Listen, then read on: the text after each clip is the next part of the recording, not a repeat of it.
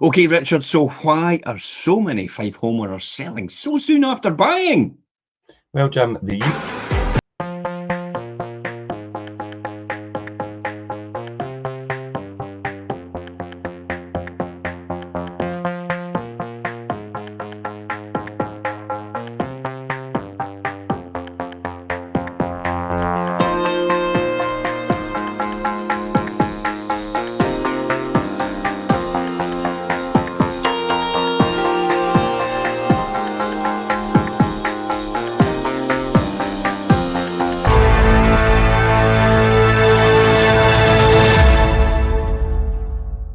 You're absolutely right. That's a great response.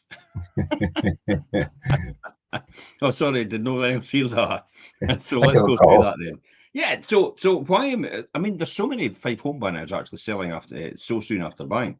The UK property market has seen significant shifts in recent years, particularly during the pandemic. We Yeah. can't get away from this, really. That No, really it's going to has had follow an us for a impact. while, I think, and And knock-on it's effect. still, yeah, you're exactly right. It's just following us for it will follow us for a long time until we still repay this huge amount of debt. When you think about it, we've borrowed in order to bail ourselves out, Yeah, kind of like another financial crisis. yeah. Are we going to go through the same period of maybe about, I don't know, 10, 15 years before it actually comes full circle again and, Yeah, and, and, and sorts itself out? could be. Yeah, one of those changes discussed by the press and the number of properties for sale and the home sellers are suffering is buyer's regret. Who would have Yeah. thought buyer's regret? In estate agency and letting terms and online forums, and feeling that there's a lot of properties on the market itself where the owner purchased the home during the pandemic years of 2020 and 2021, yet are now back on the market. There are 694,281 properties currently for sale in the UK. For 8.2% of them, the owner has only been in the home since the end of lockdown. So they've bought Well, and they've bought at the end of lockdown, and now they're back on the market. Yeah. God, why do you think that is? We're going to calculate the percentage in Fife as Mhm. well, and the numbers are actually smaller. But it's more interesting to Fife people, I suppose. And the reason behind this trend and implications are for the local housing market itself. So Richard, what's your thoughts on this? I mean, post lockdown, the buying frenzy in Fife. What's actually happened here, and where's it? How are we in this position where there's people actually a couple of years later putting their house back on the market? Yeah.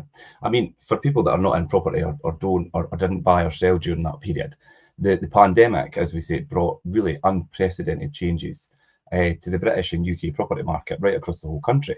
And after the first lockdown, which was early spring, summer 2020, remote working become more of the norm. I mean, that's what everybody was starting to do because obviously we were in lockdown, we weren't in offices and things. And many people started to really reevaluate their living situation. We've seen that for the get-go. Mm, And the desire for more indoor and outdoor space. So, people were looking for that extra room to have as an office and outdoor space to enjoy while they were in lockdown. And it really became a priority for people. And this led to that huge surge in purchases, particularly in suburban and rural areas, which Fife was ideal for, definitely with its proximity to the city, Edinburgh, and even Glasgow and things. People were flooding here and picking up property right, left, and centre. And buyers were really eager to yeah. escape the confines of the inner city living, especially through the pandemic, and seeking more spacious and comfortable homes. I think this is a bit like the toilet roll thing. Yeah, toilet It's roll gate. Oh, panic definitely. buying. But Mhm. It some was, it people was. actually panic. Some people actually panic buyed in the Yeah, housing market. I know it sounds absurd, but when you think about the logic of it, that sort of thing can affect you mentally, and therefore you could make rational decisions that way too you're much. beginning to later regret. And this is kind of where we're getting it here, aren't we? Yeah, yeah, definitely. To give you an idea, we'll have a wee look at numbers. So to give you an idea of numbers, the average number of UK homes sold, and that's including new homes, Mhm. since 2005 has been 1,169,864 per year. Or if you break that down, it's 292,466 per quarter. All right. Yet the Yeah. average quarterly number of UK house sales in the last 12 months between 2020 and 2021, so that's pandemic time, was considerably more, and that was sitting at 1,553,860, or as I say, broken down into the quarterly, at 388,465 per quarter. So a big jump there, and sales pre-pandemic and during the pandemic. Oh, I've got a graph for this. Here we Yeah, go here. you've got graphics for it, yeah. Yeah, when you look at that, residential property transactions completed by the, in the UK by quarter since 2005. So here we are at the beginning here on the left-hand side in 2005, and you could see how it dips when it comes into 2008. See that? 2008 when it dips. Yeah. So you can see that it's a way up before there. There's the boom market where we saw before, and we've just had recently. And there's the huge dip with the quarter of 2008 and 2009 with the financial crisis, and it never kind of see. I never ever thought, and this is right when you look at these numbers now, it never kind of got back to where it was pre, credit crunch. No, it didn't go back to there. But you'll see there, 2000. I remember 2014, 15, and things started to get good again. And here, there you are. Yeah, which is it started to pick up and start to come up a bit. And then level out. You could see typically you're looking at what's it, quarter four, the knock on a quarter four, quarter one, where it traditionally is a lot lower in terms of house sales. And then you can see when it comes up to quarter two and 3 and 4, where it starts to rise, and then it drops down again, quarter 1, quarter 2. So that pattern of behaviour seems to be quite consistent every single year. And then obviously when the pandemic comes along, a similar situation, it just goes ballistic after the pandemic. And it did, and you can see how it's starting to stabilise. That's why these graphs are good, though, Jim, because although if it's a good market or obviously even a crash, you could still see the same trend, although at different levels. I mean, the buying frenzy was not just driven by lifestyle changes, but also favourable economic conditions, I suppose. Historically, interest rates were at its historic lowest level ever.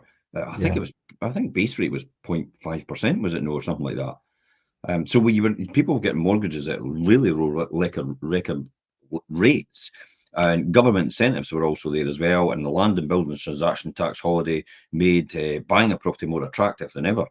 And many people took advantage of these conditions, leading to the boom in property sales. So where does that leave us? How often do people actually move home then? Where does that leave us then, Richard? Yeah, because obviously, I mean, that kind of trend of the pandemic maybe is a wee bit different from the usual, obviously, how often people do move. And traditionally, homeowners in the UK tend to stay in their property for a significant length of time.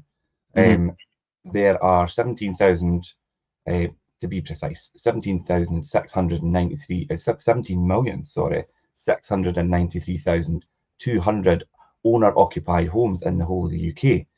And in 2023, a total of 1,023,500, or 1.2 million homes were sold. Yeah. So that's to give you an idea. So this 1.2 million figure includes the 231,000 new homes. So that's leaving us just over 750,000, 790,000 sales of existing second-hand homes. Second-hand homes. I mean, we call them resales, really, because second-hand implies it's like, it's used, and it's like resale, instead of so resale market. I mean, this is really significant because it means that only 4.48% of existing homeowners moved in 2023, implying that on average the existing homeowner moves every 22 years, 22 and a half years, thereabouts. Which is a long period of time. 2 weeks. Yeah, which is a considerably long period of time, and that is genuinely the trend that people traditionally tend to stay longer in the property. I mean, with this information, then one would expect the number of homeowners looking to move as soon after buying their home is probably relatively small, I would say. Therefore, I think we've decided, I think we've decided to analyse the properties for sale in Fife to see if the statistics match the anecdotal suggestions that we've got here. So there are actually 1,189 properties currently for sale in Fife, in the Fife area. Now, that's actually quite large in comparison, because remember in pandemic times, just after the pandemic was over, I was saying it's really limited in terms of number of stock, and we were talking about only 500 properties right across Fife up for sale. Yeah. So you can see how that's now changed, and there's a huge oversupply in the market right now in comparison. But when you compare it to pre-pandemic times, it's like, you know, it was nothing anyway. It's just a normal traditional market. So this is why what's happening right now in this sort of market where we are right now in Fife, this is why it's taking a lot longer. And a lot of people are going to have to, a lot of buyers and a lot of sellers particularly, are going to have to adjust themselves to the circumstances that it's possibly going to take a lot longer to sell their house now. Mm-hmm. There's still this rhetoric, you know, I see it on social media where you immediately, somebody puts their house on, no matter whose house goes on, it gets shared on maybe a community page, and everybody goes, oh, your house is beautiful. It'll sell, no bother. It'll sell quickly. It'll sell, Yeah. you know, it's like, so where do you come up with that opinion? Yeah, I see that a lot. Otherwise, based on your opinion, it's effectively your opinion. Mm-hmm. I mean, every property looks really nice, but it depends who's out there at what particular time in terms of the buyer market. And we know, for example, that since 2021, mortgage affordability has gone up 60%. Yeah. So therefore, it's a 60% increase in cost. So if somebody was paying for £1,000 a month for your mortgage, to get the same mortgage today, you're going to have to pay £1,600 a month. Now, you don't just magic £600 out of thin air since 2021. Hence the reason why a lot of people and a lot of higher price properties are actually taking a lot longer to sell. And there's a limited amount of people in that market for these properties because mortgage availability isn't as good at these higher price points. Yeah, at the higher price point, yeah. However, you need to have a strategy then from an agent that's probably going to reach a market that no one else can reach. And further reach. They've got to be in these sort of markets, and that's where retargeting strategy and video walkthroughs are probably essential. And convincing someone from further afield who doesn't know Fife, you know, it's like, you know, what I hear you say, they don't know Fife. But not everybody knows Fife. I mean, how many people would know if you started to talk about Balmoral? How many people would know if you started to talk about Kinnucker? They would go Kilconquer, by the way. They wouldn't understand what Kinnucker was. I know. But you know what I mean? So how many people would understand if you talked about Glenrothes? How many people? I mean, a lot of people I know, typically they'll be St Andrews, but even further afield, people don't know what St Andrews is and where St Andrews is, and the fact it's the home of golf and the university town from further afield around the world. Because I've asked all these questions already to ascertain if other people understand where we live. Because I typically say, well, I'm about 25 miles outside St Andrews, and they go, where? Like, well, St Andrews, the home of golf. It's like, no idea what you're talking about. Fife, Kingdom of Fife, no idea what you're talking about. Edinburgh, Scotland. Oh, Edinburgh. Yeah, but you know, you're absolutely right. You're absolutely right about it's the reach and getting yourself in front of that different audience. I took over a property a few weeks back that was struggling in Peaton, and it was a big 6-bedroom, used to be a B&B, blah blah blah. Within 2 weeks, I had an American couple pick it up because we obviously had put it in front of them online. Yeah, whereas the other agent wasn't able to do that. It's quite interesting because it's like, you know, it's a typical example about how on earth do you do that if all estate agents just use Rightmove, Prime Location, and Zoopla? Well, to be honest, not all estate agents use all these at the same time. Some estate agents don't even list on Zoopla at all, and they use On the Market for some reason, which is bizarre. I know. Because On the Market, it's like no reach at all, and it's not going anywhere. And all it's doing is duplicating everything else. So why would you want to do that? It's beyond me. Why would you not want to be in the biggest places where the biggest audiences are? However, with that trend as well, we've been in the biggest places where the biggest audiences are, then people have choice. And if there's 1,200 houses on the market for sale in Fife, which is more than double what it was at the, you know, just after the pandemic, then they've got a lot more to choose from than just yours. And that's why you want to have an agent that would deliberately retarget with your property and your property only. So it's almost exclusivity of viewing online for people. So they're targeting these people. And that's essentially what we're doing here. And we're taking a property and we're pushing out to an audience which is actually specifically targeted based on their habits and what they engage in day to day. For example, if they go on any other website of any other agent, for example, and actually type in certain types of properties in certain areas, for example, St Andrews, Anstruther, East Neuk, Glenrothes, Kirkcaldy, Leavenmouth, or anything like that, or even these sort of things, or coastal villages, then it picks up on that data. It then takes our advert, it puts them right in front of that person, right on their mobile. That's target market. Right into their hand. Yeah, that's precision target marketing, isn't it? There's no scope for oh, this isn't really for you, this property. Because it's like everything they've done, all their habits they've done online on their phone previously has suggested that, yeah, you will be interested in this type of property, whether you like it or not. And that's where the video walkthrough and the drone footage accompanying it and all the rest of it does that lifestyle sales tactic. Now, you're not going to get that all the time, but 10,000 people from London every single month coming on our website is pretty good for London. Yeah. And then you've got the next one, which is Edinburgh, which is 5,000 people every single month from the Edinburgh area comes onto our website directly and exclusively for your property. So, why would you not want that? And that's, I think, what the drive is and the best benefit to actually somebody understanding and using an agent that uses a strategy which actually target markets specific groups of people. Yeah, and we clearly demonstrate that, and also back it up with the stats and things when we speak to people. And a lot of agents, I don't think any other agent will probably do that. But... Yeah. So back to this one that we talked about then, about the 1,189 properties currently for sale in the Fife area. Well, 78, Richard, did you know, were actually purchased during the pandemic years.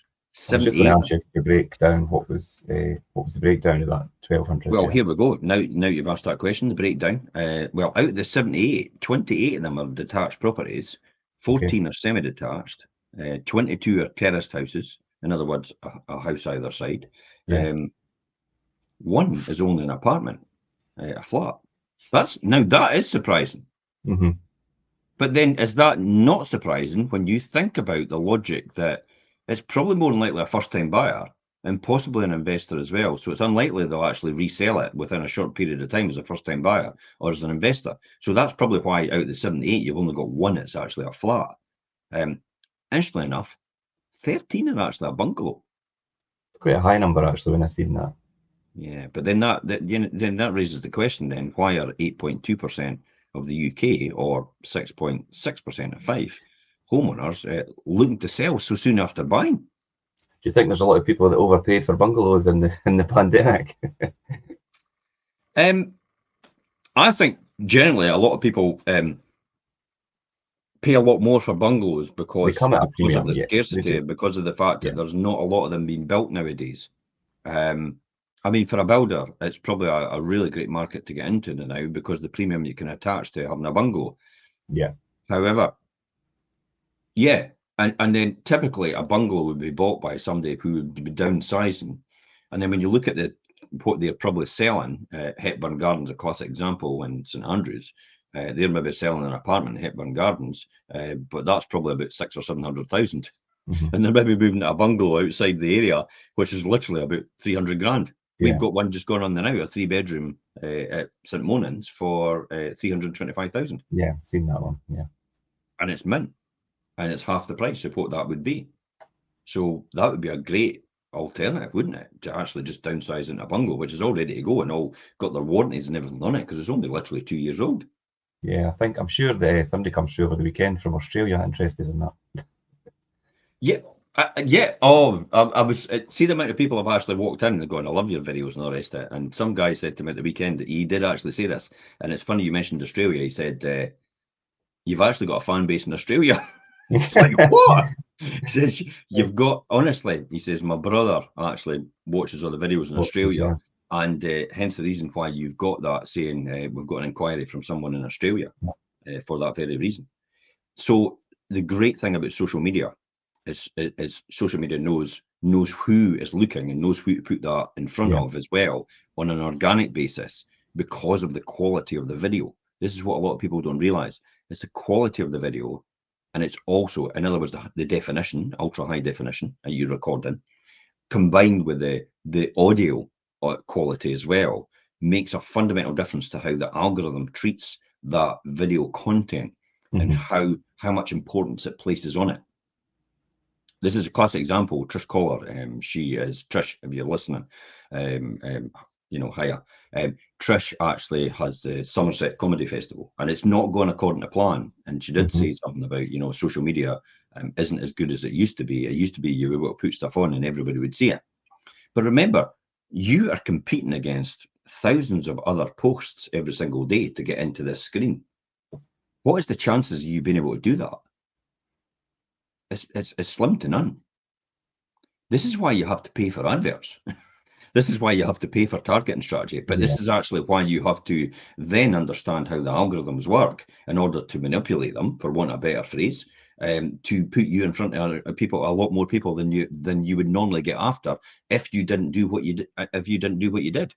Hence the reason why live is so important to do. Hence the reason why high definition, ultra high definition quality and video recording do, as well as audio, as well as getting people to watch more of your videos, like your videos, and actually comment on your videos as well.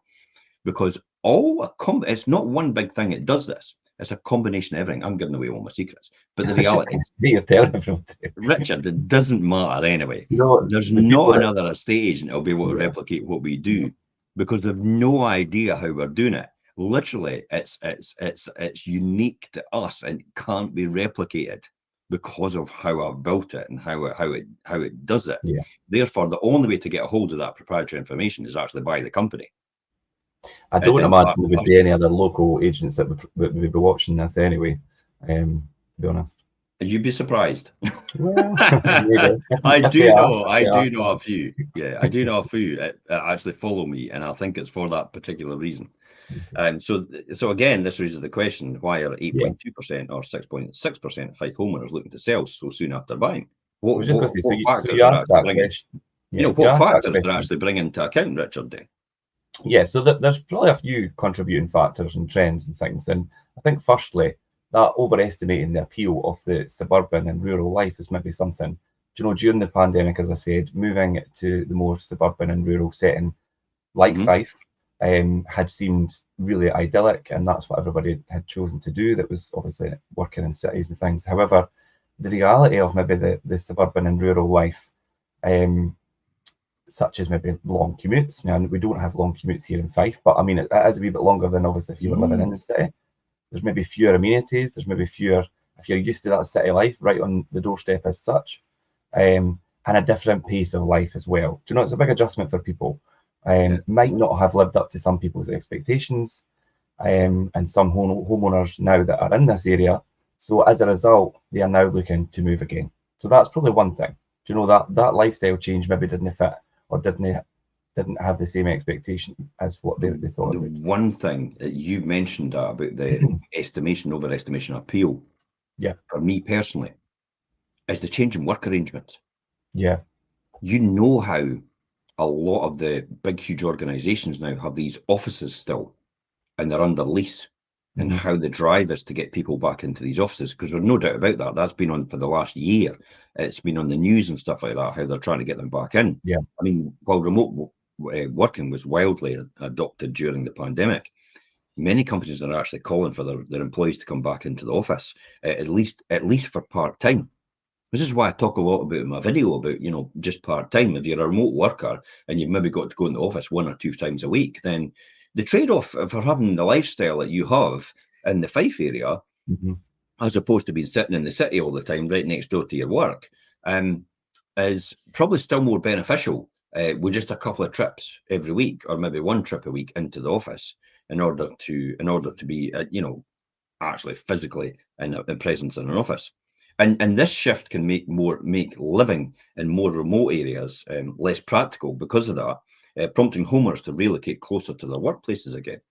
Yeah, so it's kind of took a U-turn, not for everyone, but I think some people will be in that, and they'll be probably getting pressure from work to be back in the office a lot more than what they were in the last previous couple of years.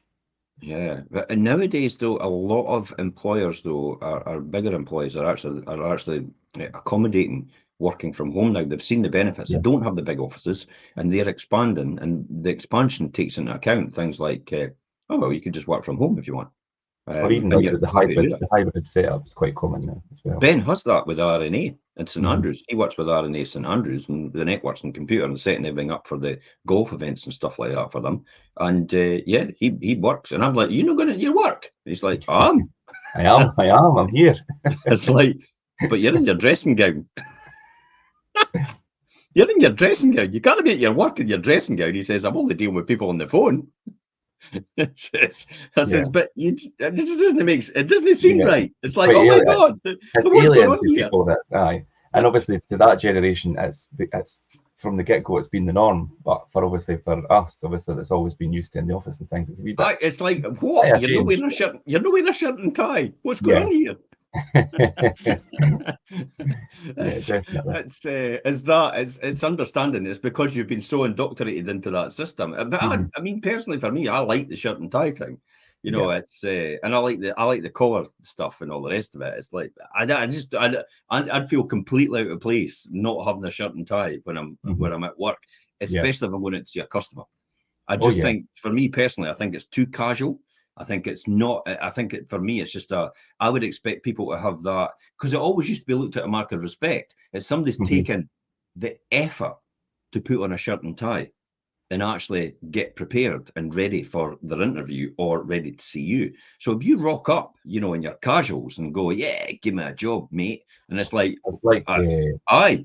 It's like the polished shoes. I'll give you a job. It's called opening the door on the way out. Yeah, but it's like the polished shoe thing and everything for me as well. You know, to have unpolished shoes or scuffed shoes, I just think that doesn't look. Yeah, I remember just as a by the way, I remember going for an interview and the guy was fair upset. I had white socks. I think I would be upset at that as well, to be honest. It's like it's like I'm just what, eh? It's like really? It's all comes down to white socks. Really?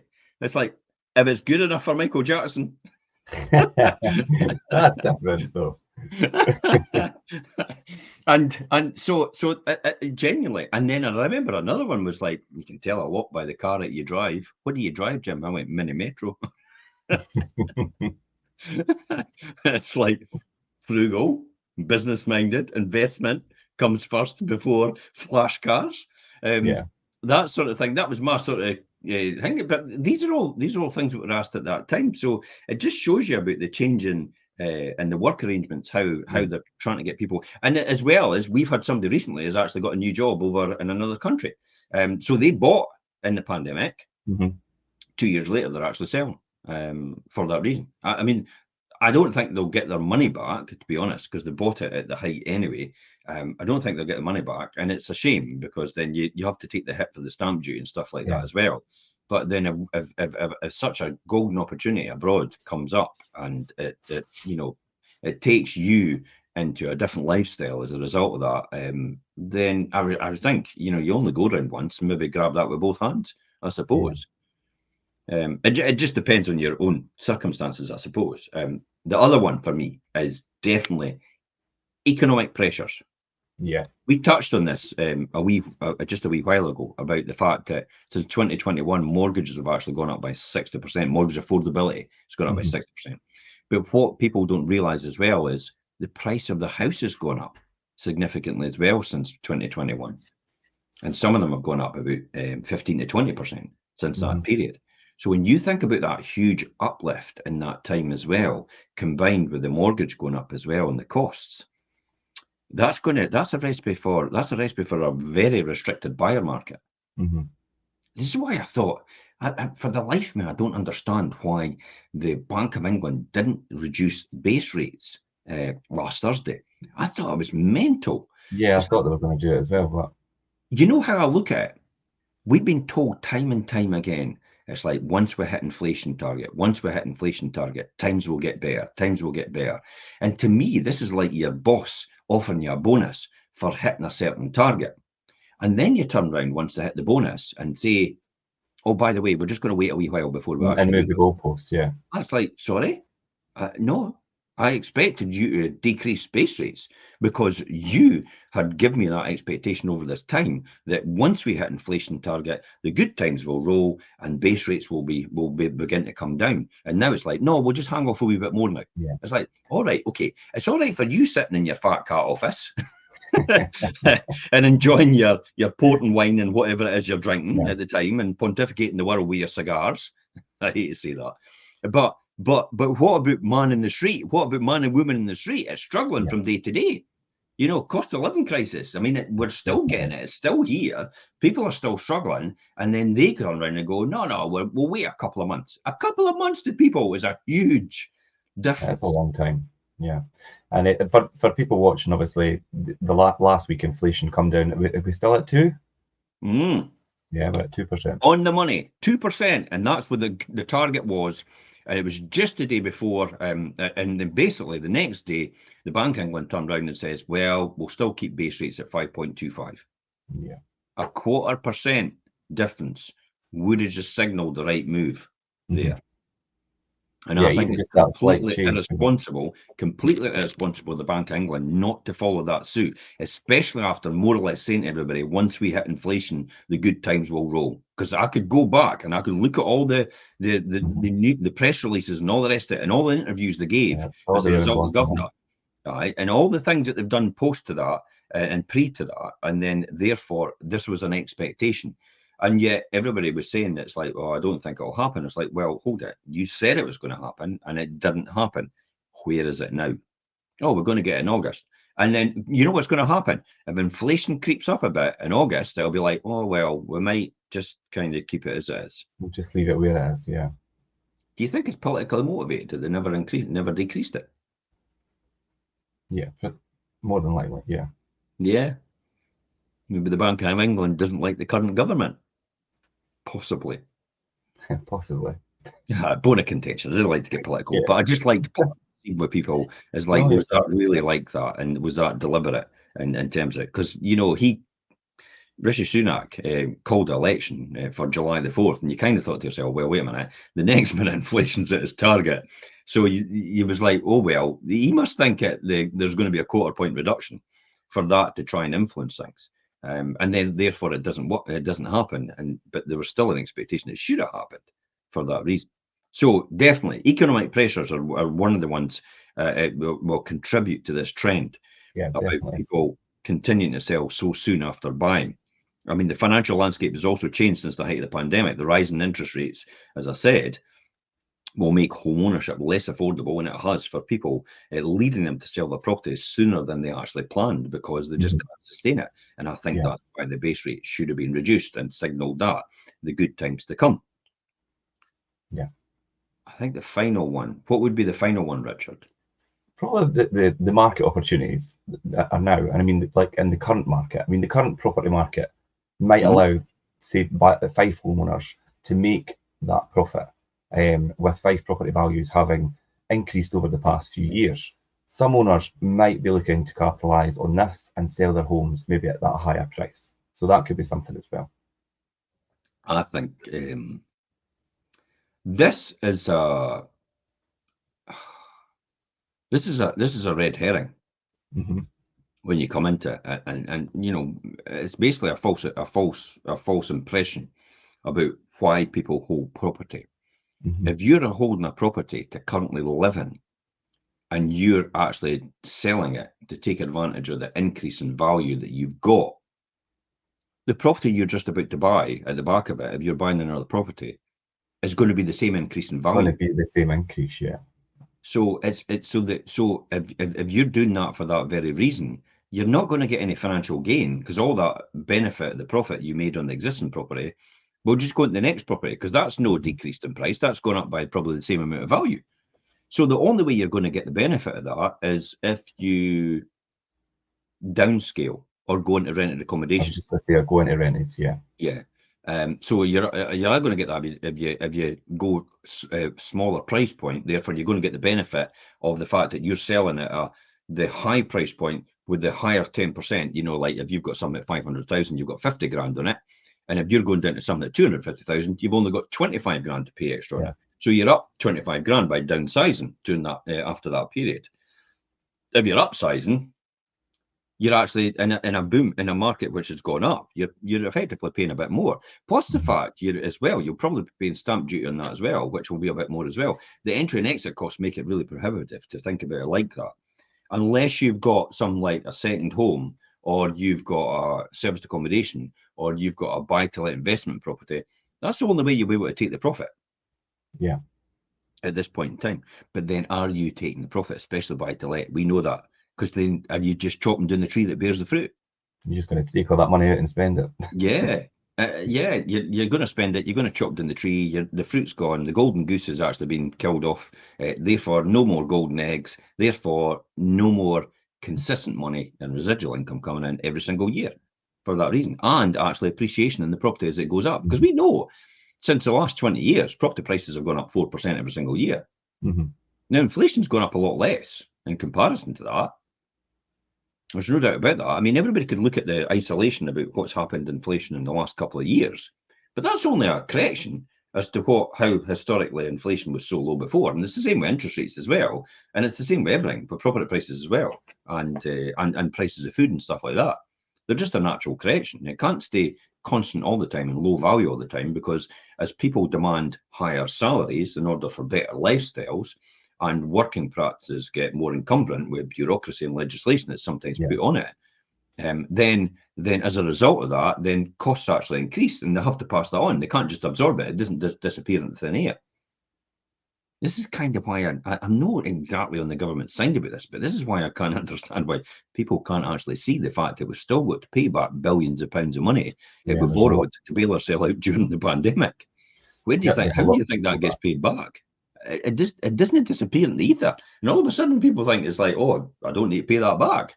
It's like going to your bank and taking a loan and saying, oh, I really have to pay it back. Yeah, it's like all the money for furlough, and there's a lot there. So that's a debt we're going to have to carry for a long time to actually pay back, and that's why it's important to get that done as we go. But yeah, definitely. So overestimating the appeal for suburban and rural living is definitely one of them. Changes in the work environment, the economic pressures, as we'd said, and you're right, Richard. Market opportunities, people maybe profit taking as a result for that reason. So, what are the implications for the Fife property market then? So yeah, the market here in Fife, this higher than normal number of properties selling so soon after moving in will undoubtedly increase the number of house sales. Now, the average number of property sales in the UK in May 2017 was 568,000 and 845, so just over 500,000. In May 2018, it was 660,000, or just over that. And then in May 2019, it was 667,000 and a half, and an overall average of around 632,132 to be precise, for 3 years combined. And then in May 2024, it was 694,281. Wow, you can see that here, can't you? So you see the 568, and then the 660, the 667, 515, 481, then it drops to 432, then it jumps up to 605, and then we're almost at 700,000. That's the number of properties for sale in the UK. Wow, that is a lot of properties. Look how large that is in comparison, and how much choice people have. That's been its highest since 2017. Yeah, and that's no wonder why maybe a lot more properties are actually selling, and people say a lot more property. Oh, all these properties are selling, and it's like, yeah, but not proportionally, not as much as should sell, and it's because of the number of properties on sale at that point in time. I mean, when you were looking at, if you look at 1,000 properties selling in, for example, in 2022 May at 432,000, out of 432,000, 1,000 selling, then it's going to be a different percentage as opposed to 1,000 out of 700,000 selling, or even 2,000 out of 700,000. You know what I mean? It's like it may seem like there's more selling, but it's because there's more stock on the market. There's more available. Yeah, definitely. And then that increase in supply of homes for sale then means people, especially like here in Fife and house sellers, need to be realistic about their asking prices.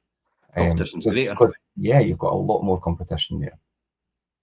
So that's what you need to think about your price point and your expectations.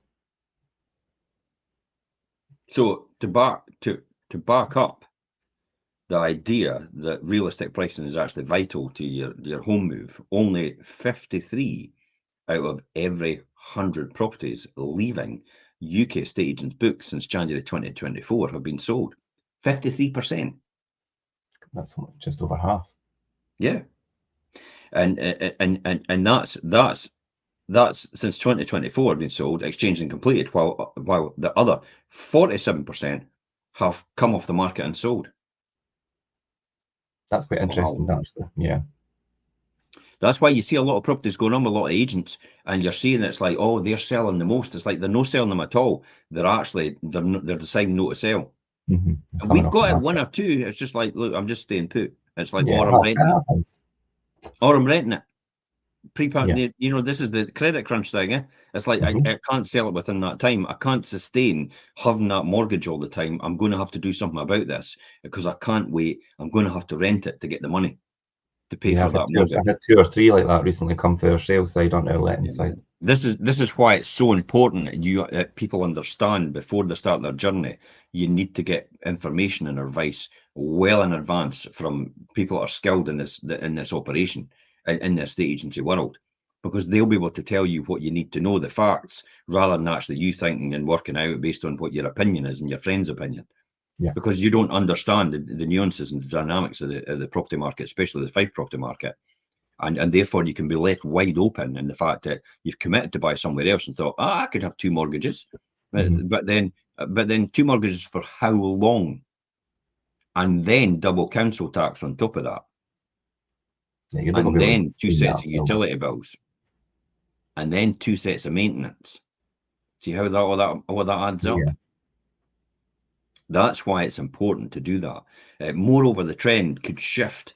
It could signal a shift in how many people view home ownership post-pandemic. The rush to buy during the pandemic might have been more about the immediate needs and the desires than the long-term plans of people. As the world returns to normality, people's housing preferences and requirements will likely evolve, leading to more dynamic movements in the property market overall. So what's your final thoughts on this, Richard?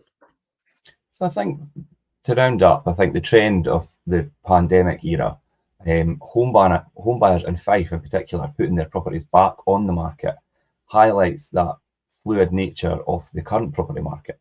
Well, the reasons for this trend have varied, and they can be quite complex if you break it down. It reflects broader changes in how we live and work. And as the property market continues to adjust to the post-pandemic realities, buyers and sellers in Fife must stay informed and adaptable to navigate these changes really successfully. And one option is to stay informed, is really to keep up to date with statistics, listen to your agent and social media and things for articles, just like what we're talking about today. But make sure you're getting the right information.